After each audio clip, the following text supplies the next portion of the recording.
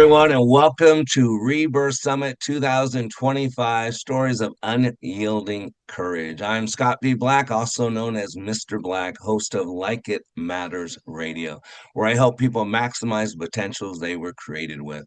I also am the CEO of Like It Matters Leadership Training. For over 32 years, I've led transformational leadership training across 3 countries, helping tens of thousands of people live their lives like they matter with purpose. I'm a certified human behavioral specialist, a master practitioner of neuro-linguistic programming with working knowledge in transactional analysis, cognitive behavioral therapy, and emotional intelligence. As an ordained pastor, I enjoy going in prisons. I go inside with Kairos International, and I also go in with Prison Fellowship as a certified trainer. I've authored several books. Two of my favorite are 180 Ways to Live Your Life Like It Matters and Becoming Your Dreams, Want It, Create It, Live It. Whether I'm in the prison, the classroom, whether I'm behind a microphone or working one-on-one, my mission is always the same, to empower others to live it like it matters. And I am honored to be the interviewer for this incredible woman that you're about ready to meet, this international summit featuring 100 plus inspiring stories of transformation and rebirth. And today I have someone really special to share with you. Her name is Roxy Hops. Roxy is a resilience coach. There's a word we need to learn more today. Resilience coach, international speaker, and trauma-informed mental health advocate on a mission to turn pain into purpose. As the Chile ambassador for Elevate Mastermind and creator of the Phoenix Protocol, she combines neuroscience, NLP, and trauma psychology to guide individuals, especially millennials, parents, and youth, through life's darkest valleys into empowered healing. After surviving divorce, the devastation of war, and the heartbreaking loss of her sister to suicide, Roxy rose from the ashes with a fierce commitment to help others do the same. Her work extends globally, including the launch of a mental health and emotional resilience center for children in Chile, focused on suicide prevention and holistic healing. Through her voice, vision, and transformational tools, Roxy is redefining what it means to heal, rise, and lead with purpose. Wow, what a powerful testimony. And welcome to Rebirth TV, Roxy. How are you? Great, thank you so much for this lovely introduction. It's great. And what a story. And with everything going on, whether it be in Ukraine or in Iran or in Israel, boy, I think it's apropos because we all think we got struggles in our life, but they can get worse and they can be outside, and you've lived them all. So great being here. Real quick, I know I said a lot in the opening, but give us a little bit of backstory. How did you get to where you are? What was the beginning for you? Um, well, I am actually Russian born, but I've been all over the world for the last few years because I actually left Russia, and when the war broke in, me and my ex is Ukrainian, I'm a Russian. We chose Chile as a kind of a safe space. And when we came here, we actually split up, and that happens a lot with Russian Ukrainian families right now. Not because of my affiliation with the war or my stance, but because it just happens between these kind of families. And eventually, I went through a very devastating series of events last 3 years, including the impact of the war on my family, my painful divorce, and the tragic suicide of my sister, who was just 22 years old last year.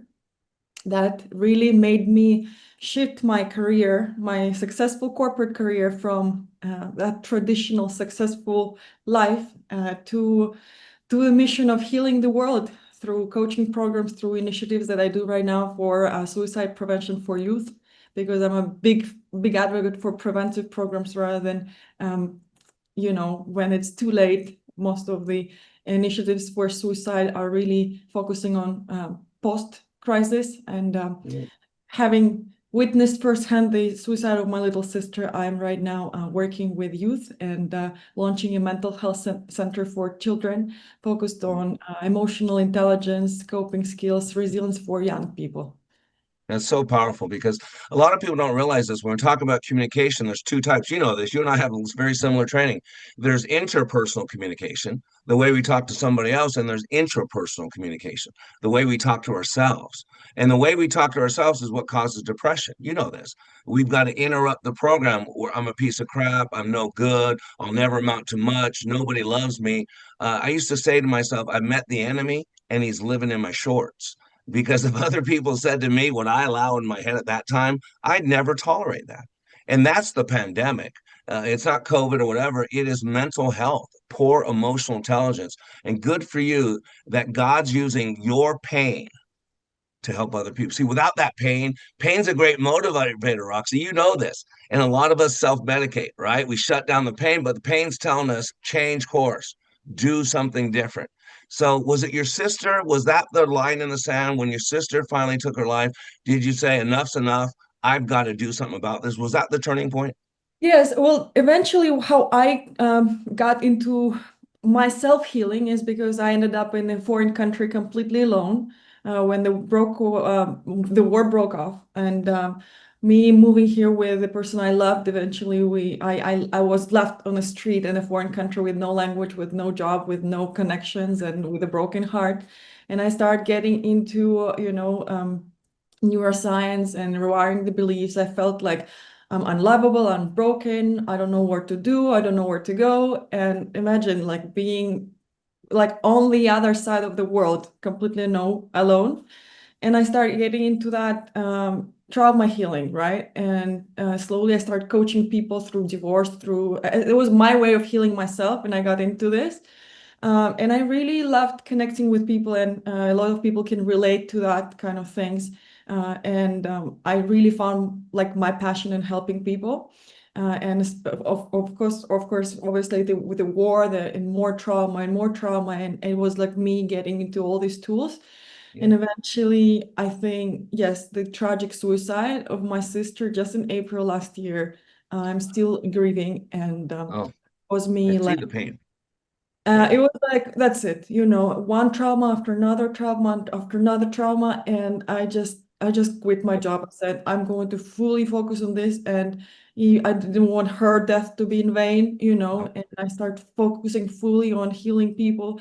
I got yeah. into this Who was the family first person you healed? Who was the first person you healed, though? myself, of course. This is what people miss. And you know this. NLP is all about patterns. How do we do what we do? How do we make ourselves angry? How do we make ourselves depressed? How do we turn ourselves on? How do we turn ourselves off? See, we want to blame the world for our choices. There's a great book called The Bait of Satan, The Spirit of Offense. And what's happened in the world today, everybody's so easily offended.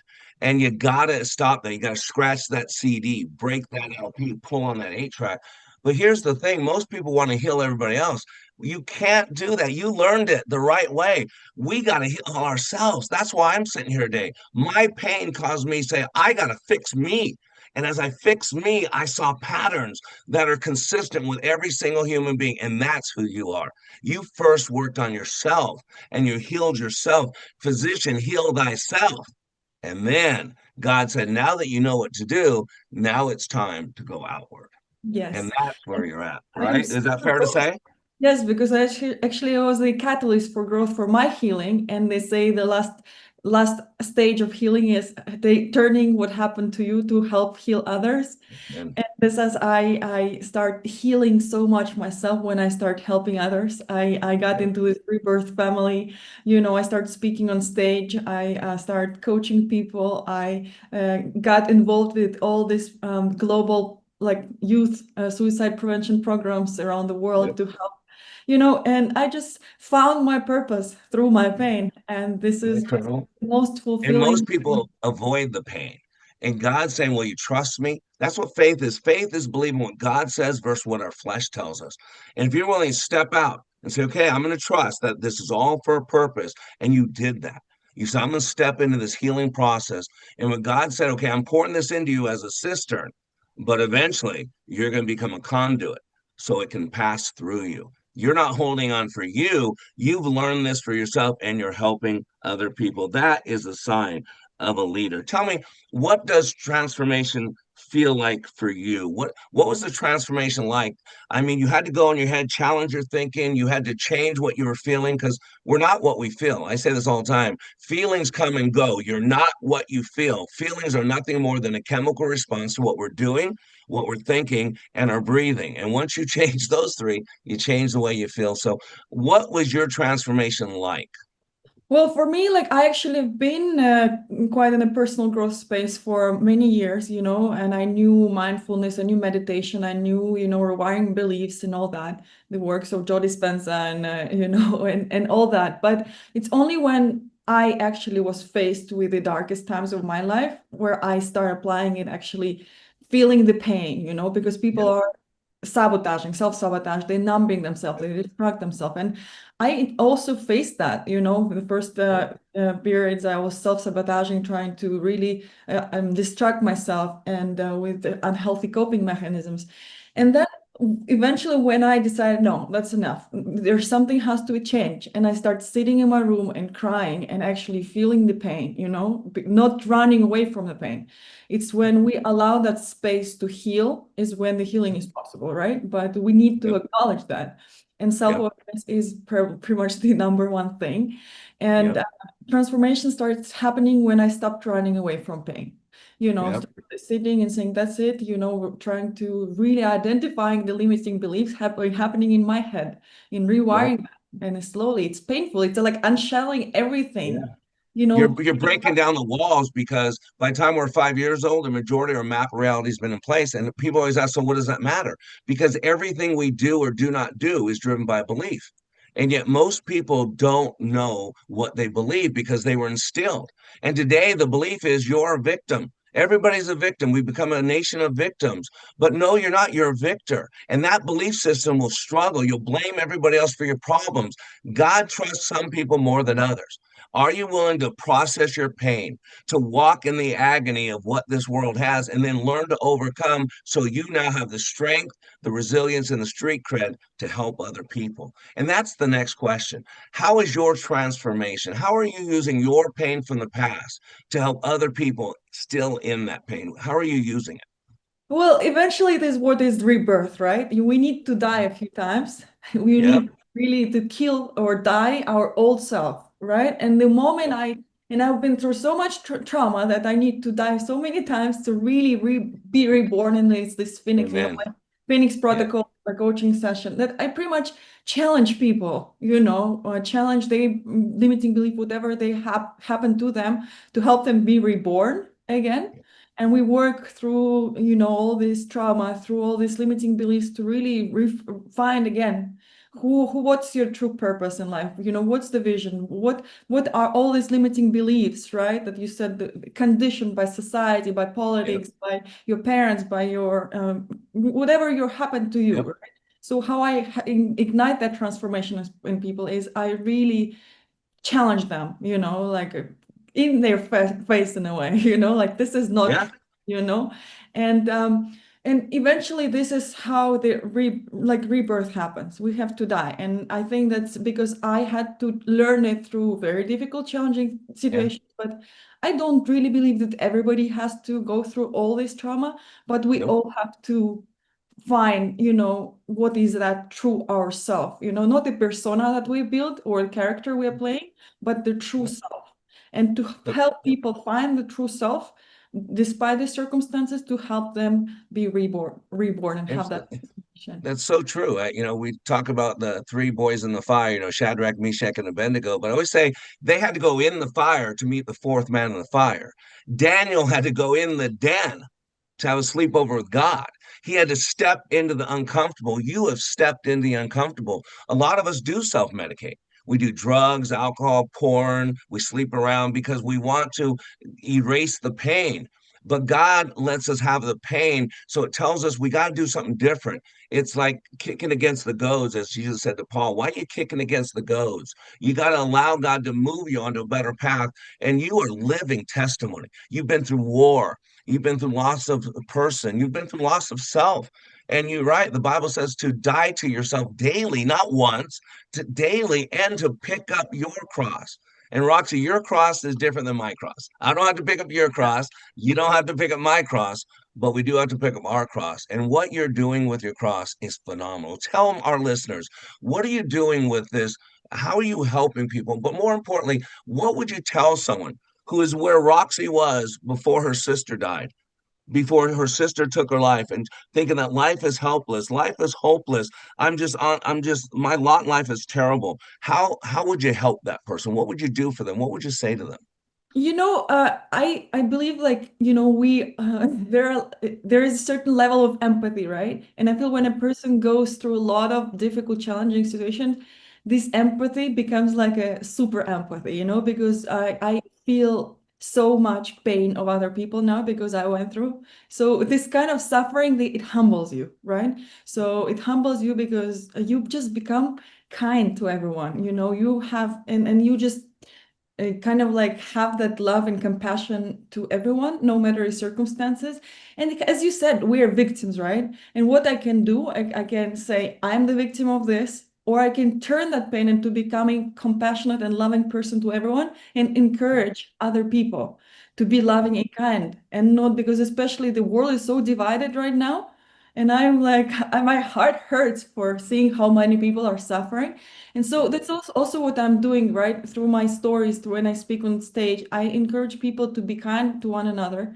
First of all, yes, that no matter circumstances, you have all the inner strength within yourself. But you need to have that responsibility, to stand up for yourself, to self-heal, It's easy to say and blame and put finger point, but I want to say that you have all the resources within you to rise back. I am a Yeah, testament to this, and I encourage that. That's the number yeah, one thing. I inspire people to find that inner resources within yeah, them, no matter circumstances, to rise from the ashes, right? As I yeah, did. And the second part is just to being compassionate and loving because everybody is battling a journey. Everybody is going through something at any given moment. And we, yeah. as a humanity, it's our responsibility to be kind and compassionate to other people. Yeah. You have eyes to see. You know this in NLP, we're told the perceptual positions. There's not 100 ways to see any situation. There's three. First position from self, second position from other, third position from overview.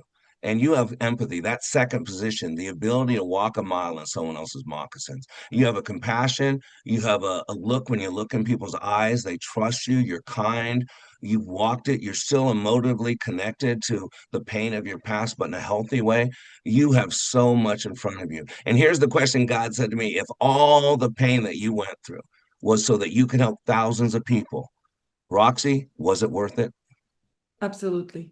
Yeah. This has been the most painful but the most fulfilling journey, actually. I had this traditional successful life before. I traveled the globe, I had a business with my ex, I had a really successful corporate career, but never been so fulfilled as now healing the world and using what happened to me to inspire change and heal and help others along the way. Yes, it's absolutely You worthwhile. remind me, one of my favorite poems is by Maya Angelou called Still I Rise. If you're not familiar with Still I Rise, look it up because that kind of reminds me of you. So I am so thankful for you sharing your emotion, sharing your passion. It's been incredible. And so thank you so much, Roxy, and I wish you the best. Thank you so much. Awesome. Well, this has been another incredible conversation from our Rebirth Summit 2025 Stories of Unyielding Courage. I'm Scott V. Black. It's been an honor to host this interview with Roxy as part of this global movement for healing and transformation. Let's be honest, wisdom tells us that we cannot control what happens to us, but we have absolute control for what happens in us. And pain is part of life. What makes us unique is how we deal with the pain of life. We can allow it for it to make us bitter, or we can use it to make us better. Just like Roxy, we can take whatever life throws at us and use it to help others and use our street cred as a way to help others who are going through similar struggles. That is how we live a significant life, and that is how we rebirth ourselves. So stay tuned for more interviews from courageous people like Roxy, speakers all over the world living their lives like they matter because they do. Until next time, this is Rebirth TV signing off. Till then.